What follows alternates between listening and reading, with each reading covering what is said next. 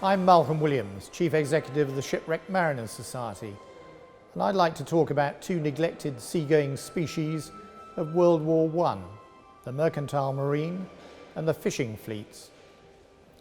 Many of you will be aware, but others not, that on Tower Hill, adjacent to the spot where we used to occasionally execute a troublesome archbishop and a few aristocrats, there are three memorials to the men and women of the merchant navy and fishing fleets.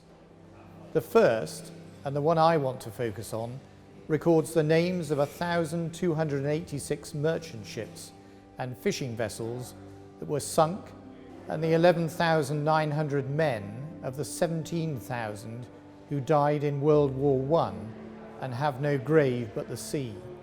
They're a well-kept secret, never covered on Remembrance Sunday by the BBC, and you won't even find them on an A to Z of London.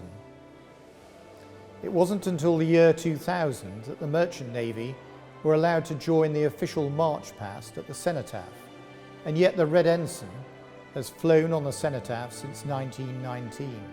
At last year's Royal Albert Hall Festival of Remembrance, Merchant Navy veterans were omitted from the muster.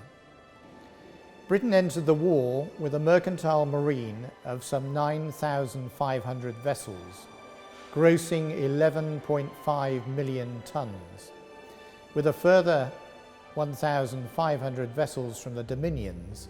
This made up 48% of the world's shipping. Throughout the war, the mercantile marine continued to export manufactured goods, coal, industrial plant, and brought in the raw materials required for manufacturing, and essentials such as food, munitions and troops. At the start of the war, it was reckoned that 46% of the country's calories were imported. Fishing continued, but not in the North Sea. Losses were severe. In August 1915, 84 British merchant ships and fishing vessels were sunk. By April 1917, it had risen to 210, with 1,139 lives lost in that month alone. By May 1917, British warehouses held only 6 weeks' supply of food. This year marks the centenary of the Battle of Jutland, a natural focus for the Royal Navy. But for the Merchant Navy and fishing fleets, there is of course no such single focus, just individual actions and stories of determination, initiative, courage and endurance. And I want to tell you about just two of those. The Merwe was a German merchant cruiser armed with guns and torpedoes. She was returning to Germany after a successful 4-month cruise, having sunk or captured 22 Allied merchant ships. On the 19th of March 1917, the refrigerated cargo ship Otaki, with a British crew of 72 and Captain Archibald Bisset-Smith in command, was outward bound from London to New Zealand to pick up a cargo of lamb. With an unusually high speed of 15 knots, she was armed with a 4.7-inch gun aft. 300 miles north of Madeira, the Merwe and the Otaki sighted each other simultaneously. Bisset-Smith became suspicious, swung his stern towards the Merwe and rang for emergency full ahead. The Otaki scored the first hit at 2,000 yards. The shell exploded below the waterline near the Merwe's bows, and shortly afterwards another shell went into her engine room and coal bunker. But soon the situation was reversed. Otaki was hit by 22 shells, and 20 minutes after the duel began, she was on fire from stem to stern. The gun had been knocked out and the gunners were dead. With darkness coming on and his ship settling by the stern, Captain Bisset-Smith decided it was time to abandon ship, which is what they did. Having supervised the placing of the wounded in the boats, he returned to the bridge and went down with his ship.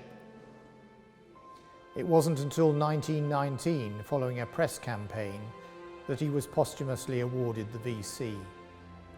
Captain Frederick Parslow's spirited defence of the Anglo-Californian against U-39 was a similarly courageous act, and he was eventually awarded the VC in 1919. But let us not forget the fishermen.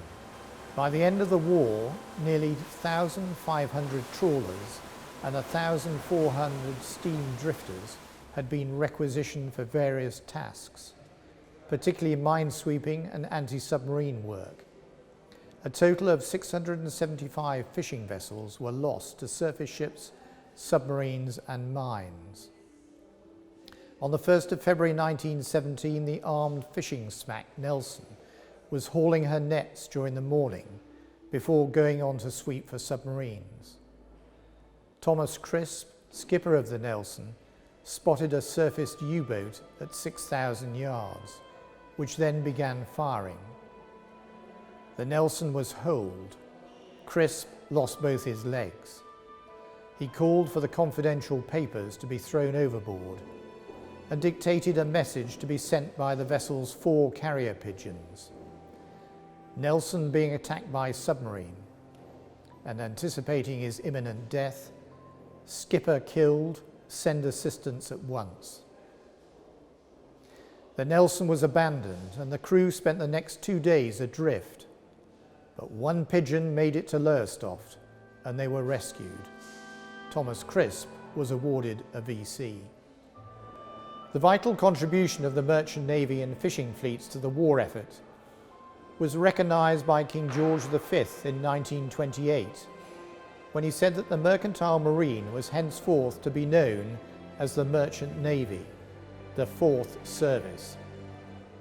And it is the red ensign that flies as the 4th flag on the cenotaph. And our monarch is master of the merchant navy and fishing fleets. During World War I, the Shipwrecked Mariners Society assisted some 51,000 sailors, merchant navy and fishermen by providing clothing, food, accommodation and rail warrants for them to get back home. It also gave financial assistance to the widows, orphans and aged parents for whom the loss of the only breadwinner was devastating. Now in its 177th year, the Society continues to provide financial support to fishermen and mariners and their dependents. Last year we provided assistance in over 2,000 cases of need at a cost of 1.4 million. Anything you can do to support us, whether it is a donation, a standing order, or direct debit, or remembering us in your will be very much appreciated by future generations of fishermen and merchant seamen. Thank you.